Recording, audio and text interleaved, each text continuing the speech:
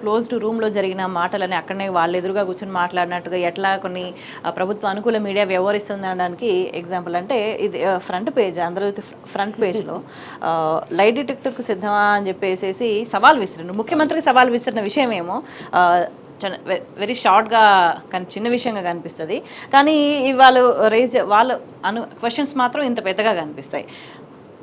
అంటే ఈ వైఖరిని ఎట్లా చూడాల్సిన అవసరంగా కనిపిస్తోంది. స్టిల్ ఇంత స్థాయిలో చర్చ జరుగుతున్నా కూడా తెలంగాణకు సంబంధించి సమస్యలు ఉన్నా కూడా వేటిని కూడా ఫ్రంట్ పేజ్లో ప్రస్తావించకుండా ప్రతిరోజు స్టిల్ దాదాపు ఏడాది గడిచిన తర్వాత కూడా ఇదే వైఖరిని అవలంబిస్తున్న ఈ మీడియాని ఎట్లా చూడాల్సిన అవసరం కనిపిస్తుంది. అంటే ఈ మీడియా అంటే మీరు ఇప్పుడు చూపించే పేపర్ ఏదైతే ఉందో వాళ్ళకి ఒకటే పని అండి. వాళ్ళ పని ఏంటంటే బ్లాక్మెయిల్ చేయడం, బ్లాక్మెయిల్ చేసి వాళ్ళకి కావాల్సింది సాధించుకోవడం. వాళ్ళకి నిజాలతోని సత్యాలతోనే అర్ధసత్యాలతోనే నిమిత్తం లేదు, కేవలం అర్ధసత్యాలు అబద్ధాలు మాత్రమే వాళ్ళకి కావాల్సింది. వాళ్ళ ఇంతకుముందు శ్రీధర్ గారు మాట్లాడుకుంటే ఇంకొక మాట చెప్పినారు, వీళ్ళకి ఎట్లా తెలిసింది, ఒక పక్కన ఇన్వెస్టిగేషన్ పారదర్శకంగా జరపాల్సిన బాధ్యత ఉన్న సంస్థలు ఇవన్నీ బయటకు ఎట్లా పోయినాయి అనేది, ఒకవేళ అవన్నీ నిజమే అయితే వాళ్ళు బాధ్యత వహించాల్సి ఉంటుంది ఎట్లా బయటికి పోయినాయి అనేది.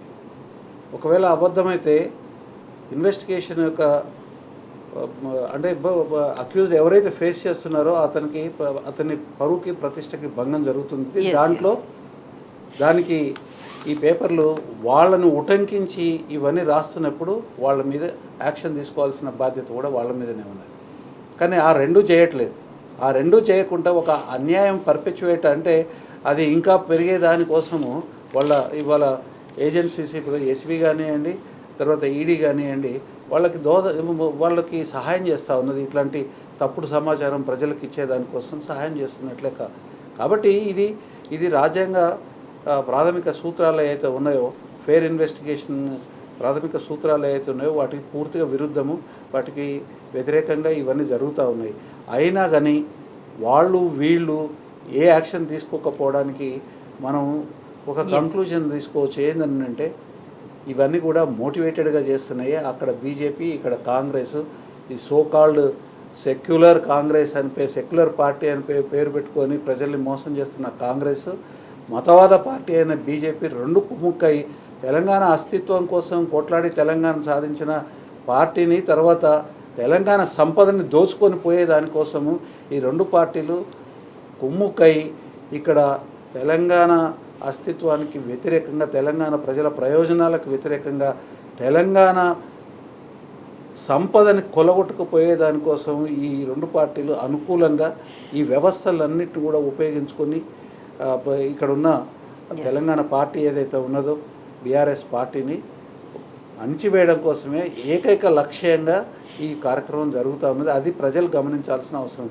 ఆ కోణంలోనే ఈ న్యూస్ పేపర్స్ ఎవరండి, ఆంధ్రజ్యోతి ఎవరు, ఈనాడు ఎవరు, ఈ రెండు పార్టీలు కదా, ఈ రెండు పేపర్లు కదా పూర్తిగా తెలంగాణ ఉద్యమాన్ని వ్యతిరేకించి విషయాన్ని కక్కింది తెలంగాణ ప్రజల మీద, తెలంగాణ హక్కుల మీద మాట్లాడిన ప్రతి నాయకుడి మీద విషయాన్ని కక్కిన ఈ న్యూస్ పేపర్లు ఇవాళ మళ్ళీ అదే పాత్ర పోషిస్తాం. తెలంగాణ అస్తిత్వానికి వ్యతిరేకంగా అదే పాత్ర మళ్ళీ పోషిస్తూ ఉంది.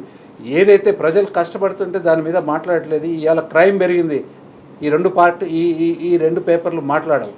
ఇవాళ ప్రజల సమస్యలు పెరిగినాయి, ఈ రెండు పేపర్లు మాట్లాడవు. ఇవాళ ప్రజలకి అందరి ముందట ఎలక్షన్ కమిషన్కి కూడా సమర్పించి 420 వాగ్దానాలు చేస్తున్నారు, 13 హామీలు ఇచ్చినారు. వాటి మీద అమలు కావట్లేదు. పిల్లలు చనిపోతూ ఉన్నారు, ఈ పేపర్లు మాట్లాడరు, వీళ్ళ టీవీలు మాట్లాడవు. అంటే నిరుద్యోగులని ఆడపిల్లల్ని అర్ధరాత్రి అరెస్ట్ చేస్తేనే దానికి సంబంధించిన వాటిని ఫ్రంట్ పేజీలో వేయలేదు ఈ పత్రిక. తర్వాత రాహుల్ గాంధీ వచ్చి ఇక్కడ నిరుద్యోగుల సమస్య అని చెప్పి దొంగ నాటకం ఆడి ఒక మీటింగ్ పెడితే వీళ్ళు ఫ్రంట్ పేజీలలో మొత్తం నిన్న కూడా ఎగ్జాక్ట్లీ ఢిల్లీలో హామీల తెలంగాణలో హామీలన్నీ అమలు చేసినాము, ఢిల్లీలో కూడా ఇవ్వండి, నాది బాధ్యత అని చెప్పి ముఖ్యమంత్రి మాట్లాడితే తెలంగాణ ప్రజలు నవ్వుకుంటున్న పరిస్థితి కనిపిస్తుంది. కానీ అదే దానికి సంబంధించి ఈనాడు దినపత్రిక ఎటువంటి హెడ్డింగ్ పెట్టిందో మనం చూడొచ్చు. 6 నూరేనా హామీల అమలు తెలంగాణలో ఏడాదిలోనే 55,000 ప్రభుత్వ ఉద్యోగాలు ఇచ్చామంటే దీనికి సంబంధించి ఎక్కడికొచ్చి ప్రజలకు వెళ్ళి ఈ మాట చెప్పగలరా అని తెలంగాణ సమాజం మొత్తం కూడా క్వశ్చన్ చేసిన పరిస్థితి. నిరుద్యోగులు కావచ్చు, విద్యార్థులు, వాళ్ళంతా కూడా ప్రజల్లో ఒక మాట, ప్రచారంలో ఇంకొక మాట, క్షేత్రస్థాయిలో ఉన్న వాస్తవ పరిస్థితి అనేది ఇంకొకటి భిన్నంగా కనిపిస్తుంది. అంటే దీనివల్ల ఎటువంటి నష్టం జరుగుతుందంటే వాస్తవ పరిస్థితి ఒకలాగుంటే పదే పదే అబద్ధాలు ప్రచారం చేయడం వల్ల తెలంగాణకి ఎటువంటి నష్టం జరుగుతుందంటారు? ఈ పత్రికలు తర్వాత మీడియా ఏదైతే ఉన్నదో అండి, కాన్స్టిట్యూషన్ అవుట్ సైడ్లో ఉండి, చట్టానికి అవుట్ సైడ్లో ఉండి ప్రజల యొక్క ప్రయోజనాలని కాపాడాల్సిన అవసరం తర్వాత ఆవశ్యకత వీటి మీద ఉన్నది. కానీ వీళ్ళు పూర్తిగా ఇవాళ దోపిడీదారులకి, దొంగలకి, తర్వాత మోసగాళ్ళకి వీళ్ళు ఇవాళ ఒత్తాసు పలుకుంటూ దొంగలు ఊరు పంచుకున్న సందంగా తయారైంది.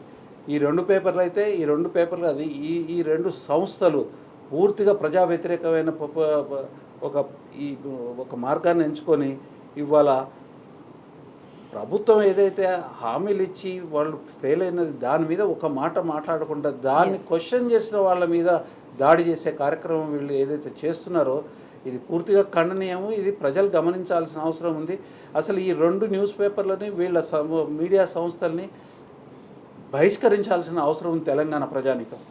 తెలంగాణ ప్రజానీకము తెలంగాణ ఉద్యమ కాలంలో వీళ్ళు చేసిన అఘాయిత్యాలు ఏదైతే ఉందో, ఏది అంటే భావజాలాన్ని తెలంగాణ వ్యతిరేక భావజాలాన్ని గుప్పించి ప్రజల మీద ఒక అప్రెషన్ ఏదైతే చేసినారో అది గుర్తు చేసుకుంటే వీళ్ళ నైజం తెలుస్తుంది. కాబట్టి వీళ్ళని బహిష్కరించాల్సిన అవసరం ఉంది. ముఖ్యంగా ఈ ఏసీబీ, ఈడీ, ఇతరత్ర విచారణ సంస్థలు ఏవైనా సరే అవి ఆరోపితులను పిలిచి విచారణ చేస్తున్నప్పుడు జరిగిన అంశాలు ఏవైతే ఉంటాయి వాటిని పత్రికలు ప్రచురిస్తే తప్పనిసరిగా ఈ విచారణ సంస్థలు నోటీసులు ఇవ్వాలి.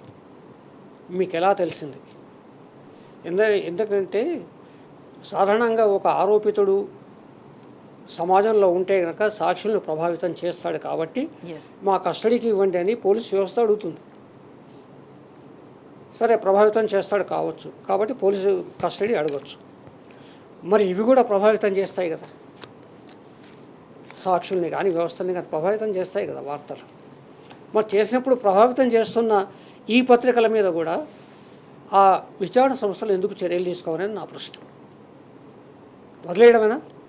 గాలి వార్తలను రాసేసి ఇట్లా జరిగింది అట్లా జరిగింది, అక్కడ కేటీఆర్ గారు టీ తాగారు, నీళ్ళు తాగారు, మంచినీళ్ళు తాగారు, వీళ్ళు అడిగారు, ఆయన భయపడిపోయాడు, వణికిపోయాడని ఇట్లా రాస్తూ పోతే మరి విచారణ సంస్థల పట్ల ఉన్న విశ్వాసం ప్రజలకు ఎట్లా ఉంటుంది?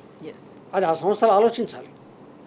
ఏదైనా కోర్టులైనా సుమోటోగా స్వీకరించి నోటీసులు ఇవ్వాలి. మీరు ఎట్లా చేస్తున్నారు ఈ పని, మీకు ఎట్లా, ఏ సోర్స్ ఏంటి, లేదా విచారణ సంస్థలకు సంబంధించిన ప్రతినిధులైనా చెప్పాలి.